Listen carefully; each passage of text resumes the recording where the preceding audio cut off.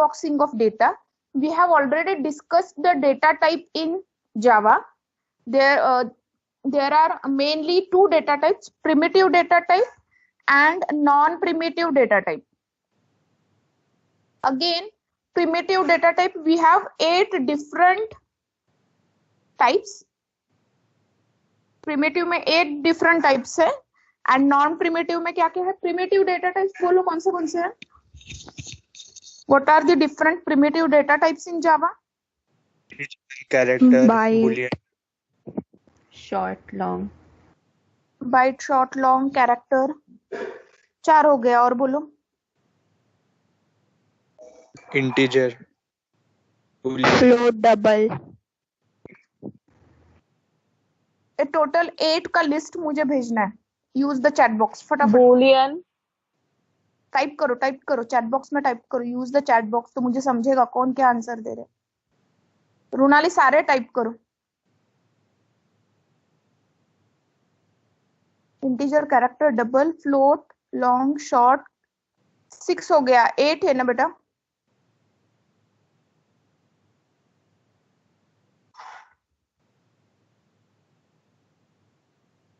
Waiting for the answer. फटाफट बोलो. Primitive data types in Java.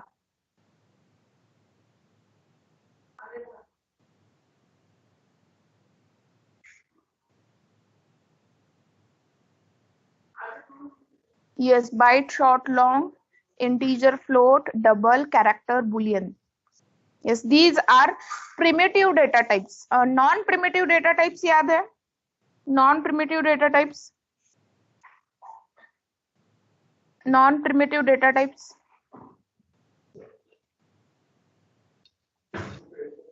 Non-primitive में क्या क्या था?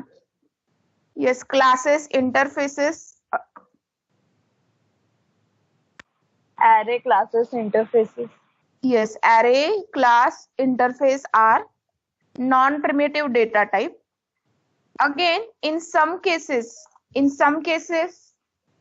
your data demands only for String also. in short all the classes. है ना? Interface is a class. String is a class. Yes.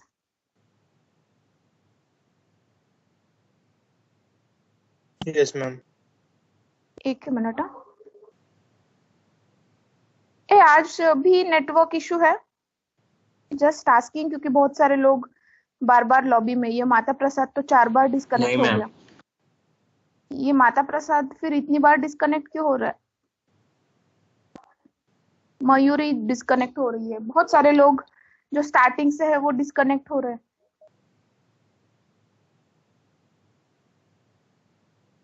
Okay, just second. So what is mean by boxing? It is a term which is used for transformation of primitive data type to any object. Any object is again a non-primitive data type. Boxing का meaning क्या है? There are some programs where you cannot use directly the primitive data type. मतलब जो integer, short, float, character, boolean, ये जो data type है वो data you cannot use directly. In some cases we need object of a class और we need your data in terms of object. In such cases we need to transform our primitive data type to respective object class. Unboxing का meaning क्या है? once you have done with the calculation or once you have done with the program, again convert back that object to the primitive data. Boxing का meaning क्या है? convert your data from primitive data to object. Unboxing का meaning क्या है? again object to primitive data type. This is called as boxing and unboxing of data. Sometimes this boxing and unboxing is done by the compiler itself. जैसे अपना एक जैसा type casting होता है, same manner sometimes your primitive data type directly considered as a respective object. Sometimes you have to explicitly do it by the programmer. So boxing means converting your data from primitive to object. Unboxing means converting your data from object to primitive data type. Now there is one more concept, wrapper class. To do the procedure of boxing means what? To convert your primitive data type to some object. Then in which object you will convert that? We will convert that primitive data type to respective wrapper class. For example, your data is of type integer, then we will convert the data from integer to object. Again object और class को object, इसमें confusion नहीं करना है. Object is a super class of every class in Java. Object O capital object is again a class. Object is any class. For example आपने employee define किया, employee is a sub class of object class. Everything in Java, every class in Java is a sub class of object class. Object is a super class in Java. Again अपना जो instance वाला object और ये जो object class है उसमें confusion नहीं करना है. दोनों का नाम एक ही होगा, लेकिन जब भी मैं ऑब्जेक्ट क्लास के बारे में बात करती हूँ तो इतना याद रखना है कि object class is a super class in Java. It is a super class of every class in Java. And जब कभी मैं किसी क्लास के ऑब्जेक्ट का बात करूंगी तो इसे समझना है कि it is a instance of that class. So to convert your primitive data type to some object, now here object means a class, we have different wrapper classes. For example, आपका data का type अगर integer है तो उसे rap करने के लिए, boxing करने के लिए we have integer, capital integer as a wrapper class. एक एग्जांपल, मतलब आगे की स्लाइड में ये आइडिया भी क्लियर हो जाएगा कि what is mean by wrapper class. Just read all these 3 points. ये हमने ऑलरेडी बोल के हो गया है कि these are some primitive data types, and in some situation we need an object representation for some data. You cannot use primitive data type directly.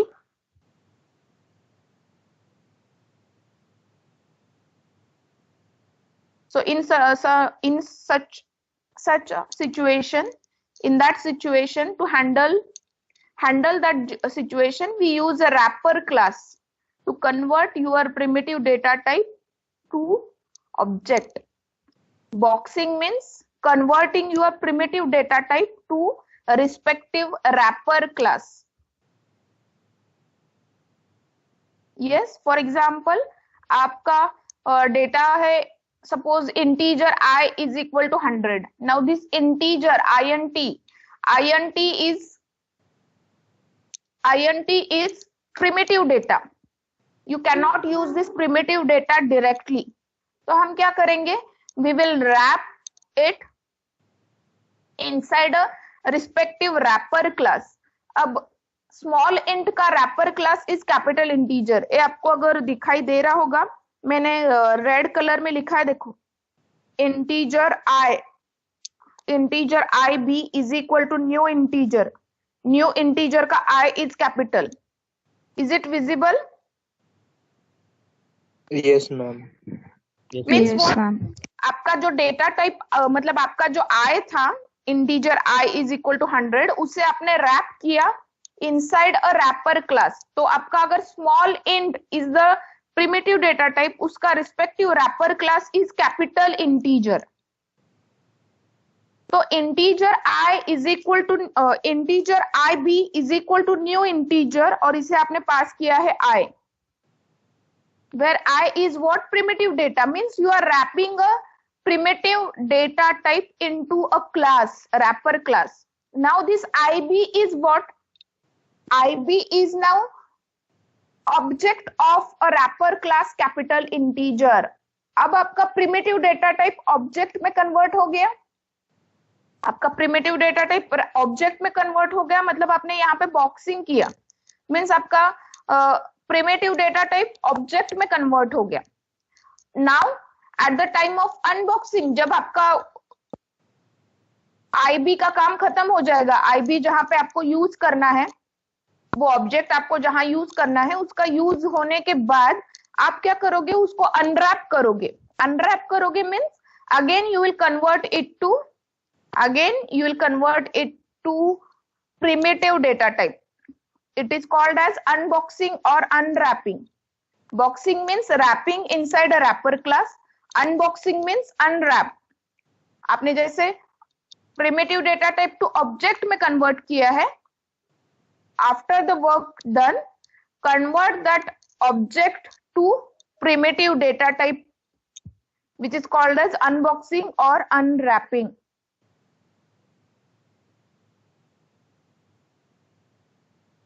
Ma'am हाँ बोल ना. जे पॅकेज मध्ये होतं ती लाईन इनकम्प्लीट होती तिकडे. एक सेकंड ना.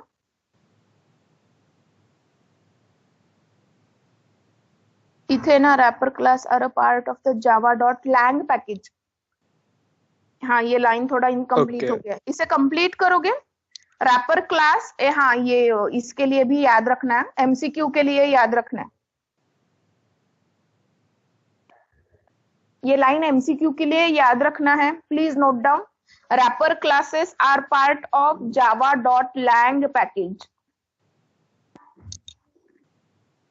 हर एक जावा प्रोग्राम में एक डिफॉल्ट पैकेज रहता है कि जिससे आपको इंपोर्ट नहीं करना पड़ता है, लेकिन वो ऑलरेडी इंपोर्टेड रहता है. वो पैकेज कौन सा डिफॉल्ट पैकेज?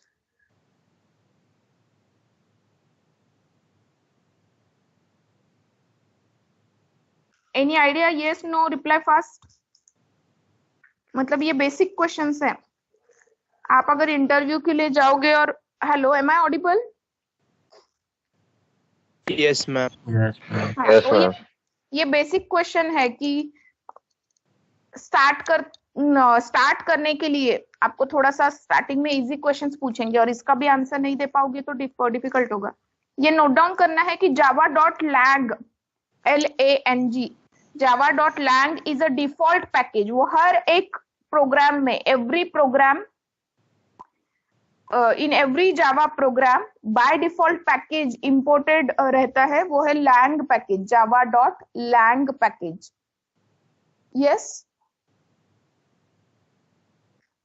उसे आपको इंपोर्ट नहीं करना पड़ता, बट वो बाय डिफॉल्ट इंपोर्टेड रहता है. जितने भी बेसिक जावा प्रोग्राम्स रन होने के लिए जो भी आपको चाहिए वो सारे java.lang पैकेज के पार्ट है. ये याद रहेगा.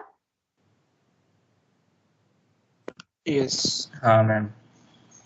Yes, ma'am. ओके चलो नेक्स्ट. ये जो फर्स्ट पॉइंट दिया है कि रैपर क्लास का फर्स्ट पार्ट, मतलब इसके हमने रैपर क्लास या boxing unboxing why we are discussing, because we want to start with collection framework. What is mean by collection framework हम ये डिटेल में देखेंगे, लेकिन इसमें जो array list, hash list, hash set, hash map etcetera, ये सारे कलेक्शंस का नाम दिया है. All that collection, for all that collection you cannot use primitive data, you have to use object of that class, object of the respective class. so collection framework में आप directly primitive data नहीं use कर सकते हो. that's why you need boxing and unboxing. जो वो diagram में दिया था वही यहाँ पे मैंने दिया है कि how to box and unbox. Suppose आपका डेटा है कि integer x is equal to 25, but you can not use this integer value directly in some programs, क्योंकि ये प्रिमिटिव डेटा टाइप है. तो इसे हम रिस्पेक्टिव रैपर क्लास में कन्वर्ट करेंगे। How to do that? For example आपने डिफाइन किया कैपिटल इंटीजर, अगर आपका प्रिमिटिव डेटा टाइप इंटीजर है, इसका respective wrapper class is capital integer. आपने ऑब्जेक्ट डिफाइन किया y, capital integer y is equal to new capital integer, a bracket में यहाँ पे 25 चाहिए, please note the correction, it's 25। अब आपका ये 25 क्या हो जाएगा? 25 स्टोर हो जाएगा y में, एंड y क्या है? y is a object of wrapper class capital integer. y is object of wrapper class capital integer. Is this clear? Yes, ma'am. जो x था, it's again इसका data type is integer only, but that integer is a primitive data type. इस variable का data type integer था। x is a variable of primitive data type small int. Now y is what? x का value क्या है? 25 only. But in some cases, just like collection framework, you cannot use primitive data directly. कोई भी primitive data आप पास नहीं कर पाते हो, तो हम क्या करेंगे? We will do the boxing. We will convert this primitive data to object. और वो कैसे होगा? Capital integer y is equal to new capital integer bracket में 25. Now this y is what? Y is object of a class. Y is not a primitive data. Y is object of a class capital integer which holds the value. यहाँ पे मुझे 25 लिखना था, मैंने 33 लिखा है, लेकिन 33 is again मतलब y में आपने 33 वैल्यू स्टोर किया है, बट y का डेटा टाइप क्या है? It's object of a class capital integer. Yes. Yes, ma'am. Yes, ma'am. Again और एक डाउट आता है स्टूडेंट्स को कि मतलब मैम आगे से हर एक कलेक्शन फ्रेमवर्क के प्रोग्राम में हमें ऐसा बॉक्सिंग अनबॉक्सिंग करना पड़ेगा क्या? So answer is no. ये जो बॉक्सिंग एंड अनबॉक्सिंग का काम कंपाइलर खुद करता है। ये जैसे बैकएंड का वर्क होता है, वैसे ये within the program, within the program at the time of compilation, ये काम बॉक्सिंग एंड अनबॉक्सिंग का काम कंपाइलर खुद करता है। आपने अगर integer x is equal to 25 pass किया तो वो एज इट इज यूज नहीं होगा, उसका बॉक्सिंग होगा, वो यूज होगा, फिर उसका अनबॉक्सिंग भी होगा। और ये सारा काम हमें एक्सप्लिसिटली करने की जरूरत नहीं है, आपका कंपाइलर ये काम करेगा। सिर्फ आपको आइडिया होना चाहिए कि behind the program, within the lines ये सारा वर्किंग होता रहता है। कलेक्शन मतलब ये आपको आइडिया होना चाहिए कि कलेक्शन फ्रेमवर्क में जो डेटा यूज होता है उसका data type primitive data type नहीं होता है, ऑब्जेक्ट होता है। एंड ये जो ऑब्जेक्ट में कन्वर्जन, फिर से ऑब्जेक्ट से प्रिमिटिव डेटा टाइप में कन्वर्जन, ये सारा काम कंपाइलर खुद करता है। आपको आपके प्रोग्रामिंग में कहीं पे भी ये मेंशन नहीं करना पड़ता है कि do the boxing, do the unboxing.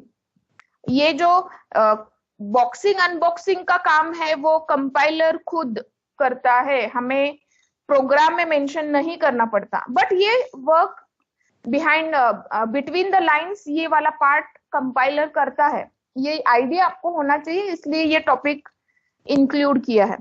Yes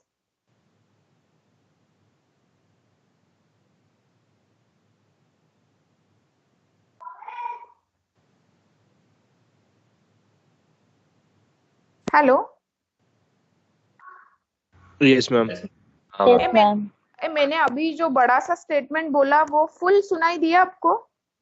मुझे ऐसा क्यों लग रहा है कि मेरा Yes, कोई ma'am. बीच का सेंटेंसेस स्किप हो रहा है? नहीं ना? No, ma'am. No, ma'am. No Okay. Ma'am. हाँ, तो ये टेबल याद रखोगे? और टेबल विजिबल है, मैं स्लाइड नंबर 12 पे हूँ। इसमें एक टेबल दिया है आपको, प्रिमिटिव डेटा टाइप एंड उसका रिस्पेक्टिव रैपर क्लास। तो एमसीक्यू के लिए ये याद रखना है, true false, fill in the blanks.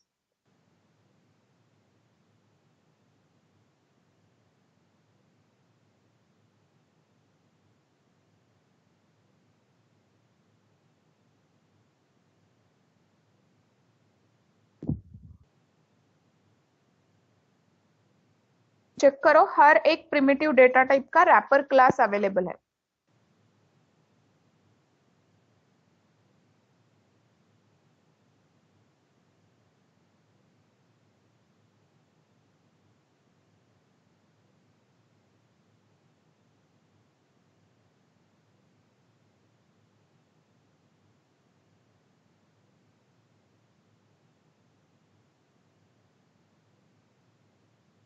Just a second.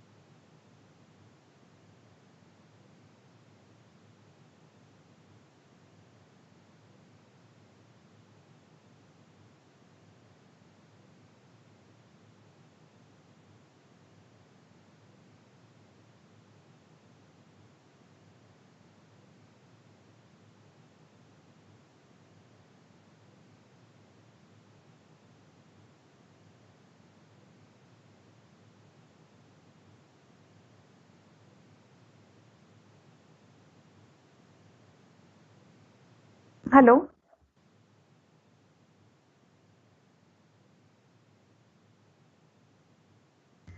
Yes, ma'am. Yes, ma'am. so next topic, give heading collection framework. Collection framework is just like array. आपने already array study किया है. Array is what? Array is a collection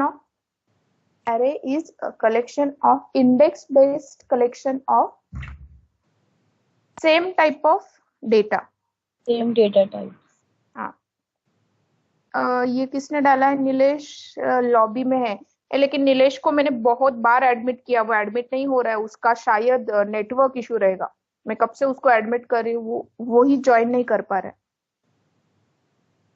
तो जैसे array is a collection of same data type, same manner collection framework में you can store different data type under the same name.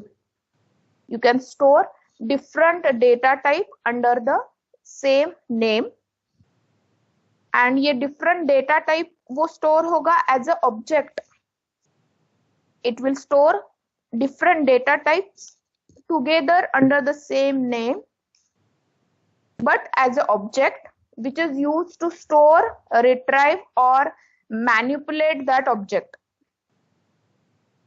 Again, collection is a interface. MCQ के लिए याद रखना है, collection is a interface. आपको अगर suppose आपको कुछ एम्प्लॉयज से related data under the single name store करना है, कि उसका phone number, name, email ID, although these data having different data types, email ID का डेटा टाइप अलग होगा, कॉन्टैक्ट नंबर का डेटा टाइप अलग होगा, एम्प्लॉय नेम का डेटा टाइप अलग होगा, you can store all these in under a same name. ये मतलब आप कलेक्शन फ्रेमवर्क में अगर सपोज फर्स्ट कलेक्शन है आपका एरे लिस्ट, तो एरे लिस्ट में सिर्फ आपने डिक्लेयर करने के बाद सिर्फ इंटीजर डेटा स्टोर होगा ऐसे नहीं है। You can store first value as a integer, second value as a character, third value as a float or double. Means just like array, it is a collection of data but not of a similar type. You can store different data types together. Again, some collection frameworks can allow you to store the duplicate elements. There are some collections which do not allow you to save the duplicate elements. Again, some data types, some collection type is based on order of the data. मतलब वहां पे आपका data in some order आपने जो mention किया होगा उस order में ही सेव होगा.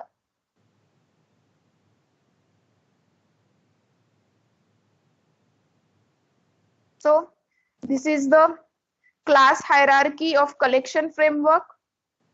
Collection is a interface.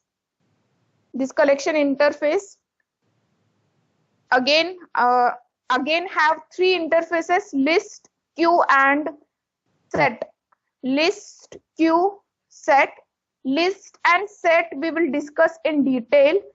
Queue जो है वो आपके सिलेबस में नहीं है. We will discuss only list and set in detail. Again, this list interface is implemented by, again interface है तो वो इम्प्लीमेंट होगा. तो ये जो लिस्ट इंटरफेस है उसके इम्प्लीमेंटेड क्लासेस कौन से है? Array list, link list, vector, stack. इस हर एक क्लास का हम डिटेल में स्टडी करेंगे. सेट में भी hash set, linked hash set and tree set, इसे भी हम डिटेल में डिस्कस करेंगे.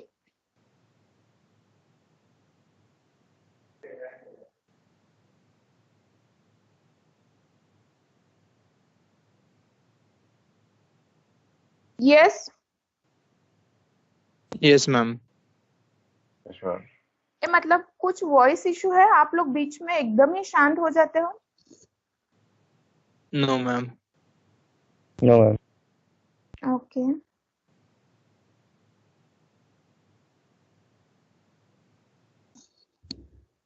नेक्स्ट प्लीज नोट डाउन करो. मतलब ये हायरार्की आपको याद रखनी है कि आपका कलेक्शन फ्रेमवर्क है. अगेन हमने इंटरफेस में देखा था, one interface can implement other interface. वैसे कलेक्शन फ्रेमवर्क ने इम्प्लीमेंट किया है इटरेबल इंटरफेस को. So this iterable interface is implemented by collection. Collection interface is again implemented by other three interfaces: list, queue and set. List is an interface, queue is an interface and set is also an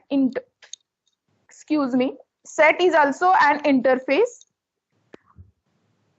List interfaces again have some classes जो list interface को implement करते हैं: array list, link list and vector. Stack is again a sub class of vector class. Vector class का sub class है. तो vector ने अगर list interface implement किया है तो उसके प्रॉपर्टीज स्टैक में भी आएंगे. सेट में we have hash set, linked hash set and tree set. ये सारे क्लासेस हम डिटेल में स्टडी करेंगे. But before that, these are some common factors or common properties of the interfaces. ये याद रखना है आगे से. Queue is not queue वाला जो इंटरफेस है, interface queue we will not discuss because it's not in your syllabus. Hello. Yes ma'am. हाँ. Instead of that we have a map. Map क्या है ये भी हम डिटेल में डिस्कस करेंगे. सिर्फ आज के लेक्चर के लिए इतना याद रखना है कि collection framework is what? Collection framework stores different data types under the same name.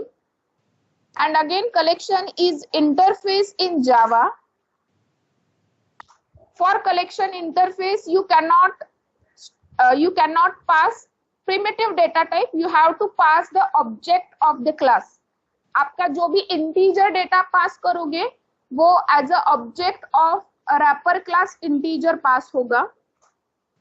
Again इसका यूज क्या है, कलेक्शन फ्रेमवर्क का यूज क्या है, जैसे आप एरे क्रिएट करोगे, बट एरे में क्या होगा, आपने अगर इंटीजर का एरे क्रिएट किया तो उसमें आप सिर्फ इंटीजर डेटा स्टोर कर पाते हो, आपने अगर कैरेक्टर का एरे क्रिएट किया तो उसमें आप सिर्फ कैरेक्टर स्टोर कर पाओगे, but in collection framework you can store different data types, objects of different data types under the same name.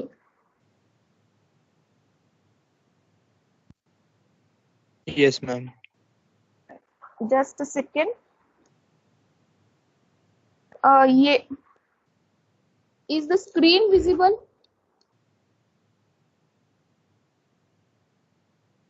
Yes. Yes. Yes, ma'am.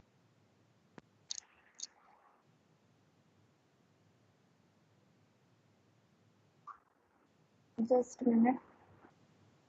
आज भी अटेंडेंस इतना कम क्यों है, और ये नीलेश तो एंटर ही नहीं हो रहा लेक्चर में।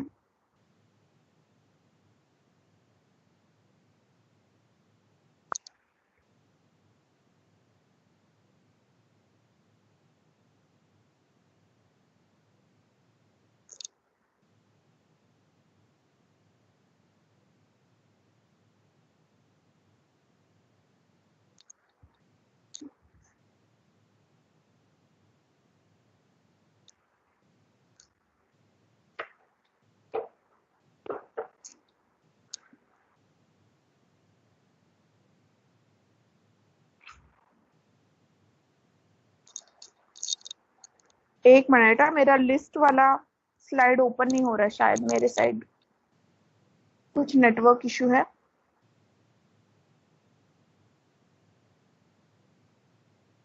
मैम कितनी नंबरची स्लाइड आहे? Slide number 22। आपको सेट डिस्प्ले हो रहा है ना? मॅम आम्ही स्लाइड चेंज करू शकतो स्वतःच्या इकडची. हाँ, तो आप सेट मतलब स्लाइड नंबर 22, चलो ये बोल दो पहले, 23 विजिबल है ना आपको सेट? 22 पण सिलेक्ट करू शकतो. हो मॅम, कुठच्या पण सिलेक्ट करू शकतो. ओके, 22 पे आओगे? हाँ मैम. Okay, come to slide number 22। क्या क्या दिया है चेक करो। This category is similar to array. Collection framework का फर्स्ट इंटरफेस है collection framework. Collection itself is a interface. Collection interface को इंप्लीमेंट किया है list, set, queue and map. Map is again one more interface जिसने collection को implement किया है। Q अपने सिलेबस में नहीं है तो हम वो डिस्कस नहीं करेंगे। We will discuss only list, set and map. So all the collection classes are classified into 3 categories. List, classes which implemented list interface, classes which implemented set interface, and the classes which implemented map interface. These are some common points regarding the list interface. Slide number 22 पे है हम, list interface. Check the common points regarding the list interface. This category is similar to array. जैसा आपका normal array हमने discuss किया है, similarly list interface is similar to array. We can store the same type of data in under the same name. लेकिन array के लिए एक बात आपको याद रहेगा कि इन एरे आपने अगर कोई साइज दिया होगा कि आपने साइज 15 दिया है तो वो फिक्स साइज का डेटा ही स्टोर करेगा। But in case of list interface के इंप्लीमेंटेड क्लासेस कैन इंक्रीज और डिक्रीज द साइज। यस, अगर आपने लिस्ट में कोई एलिमेंट लिस्ट में कोई साइज डिक्लेयर भी किया है, but depending upon the data you can increase और decrease the size of your data. For example array आपने डिक्लेयर किया होगा, एरे का साइज अगर 10 है, एरे का साइज 10 है, you cannot store 11th element in that array. But in case of list, classes of list interfaces, array list है, link list है, all these classes can store the data with depending upon the size. मतलब आपने अगर size 10 भी declare किया तो भी depending upon the nature of data you can increase the size और you can decrease the size. ये इसका और एक एडवांटेज ये है कि सपोज आपने अगर साइज 10 डिक्लेयर किया एरे में और आपने सिर्फ 3 एलिमेंट स्टोर किए. हमारा आदत हमेशा क्या होता है कि हम एक्स्ट्रा साइज डिक्लेयर करके रखते हैं ताकि एरर ना आए. तो हमने साइज 10 डिक्लेयर किया और आपने सपोज 4 वैल्यूज एंटर कर दिए, लेकिन आपका एरे का साइज तो 10 ही रहेगा. मतलब आपके मेमोरी लोकेशन में उस एरे के लिए 10 एलिमेंट्स का मेमोरी एलोकेट हो जाएगा. तो आपने 4 एलिमेंट स्टोर करने के बाद रिमेनिंग 6 एलिमेंट्स का मेमोरी वेस्टेज होगा. यस. एंड सपोज आपने 10 साइज का एरे डिक्लेयर किया and you want to store the extra element which is also not possible in case of array, but it's possible in case of collection framework. Collection framework में क्या होगा, अगर आपने array suppose आपने collection framework use किया है instead of array, आपने array list use किया. Array list is a class from list interface. आपने एरे लिस्ट का कोई एलिमेंट क्रिएट किया विथ सम साइज 10 और आपने 4 एलिमेंट स्टोर किए, तो रिमेनिंग 6 एलिमेंट्स का मेमोरी रिलीज हो जाता है, वो वेस्ट नहीं होता. या फिर आपको 10 की जगह 12 एलिमेंट स्टोर करने हैं, then also you can store the 12 elements. तो ये एक मेन पॉइंट नोट डाउन करना है with respect to list interface. It stores the resizable data. You can resize it, you can increase it or you can decrease it. Second point note down करना है कि this category will allow you to store duplicate values. ये MCQ के लिए भी याद रखना है, true false के लिए याद रखना है, comparison के लिए याद रखना है कि list allows you to store duplicate values.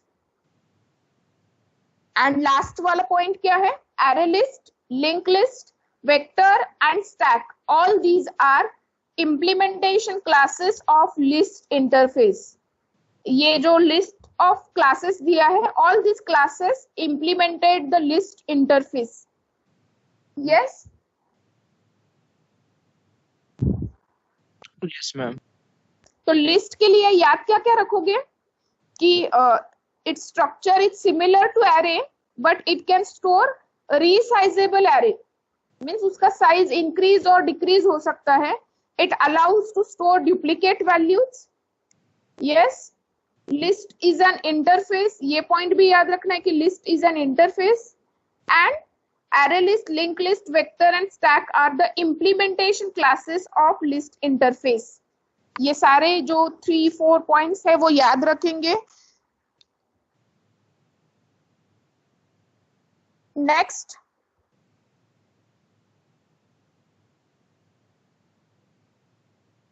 Slide number 23. Friends जो साइज है हमें इंक्रीज डिक्रीज का नहीं है, वो खुद से हो जाता है. हाँ, ये काम भी खुद कंपाइलर में ही हो जाता है कि आपने अगर साइज 10 भी डिक्लेयर किया फिर भी आपको 11th वैल्यू स्टोर करना है तो वो 11th वैल्यू स्टोर हो जाता है अकॉर्डिंग टू द नीड. वो रीसाइज होता है आइदर इंक्रीज और डिक्रीज. हम एक प्रोग्राम देखेंगे आगे, हर एक का एक एक प्रोग्राम देखेंगे प्रैक्टिकल में भी हर एक टाइप का. फॉर एग्जांपल एरे लिस्ट है तो एरे लिस्ट का एक प्रोग्राम, लिंक लिस्ट का एक programme. Yes.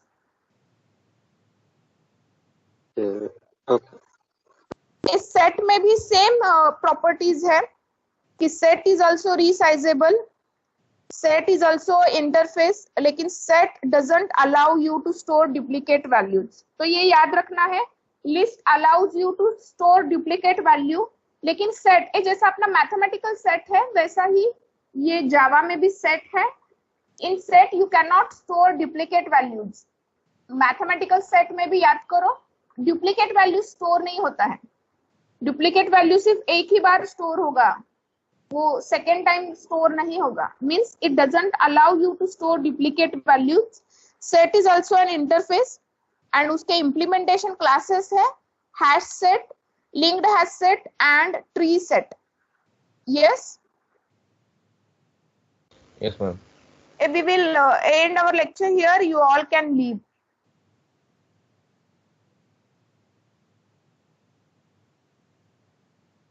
You all Bye, can ma'am. leave. Bye bye.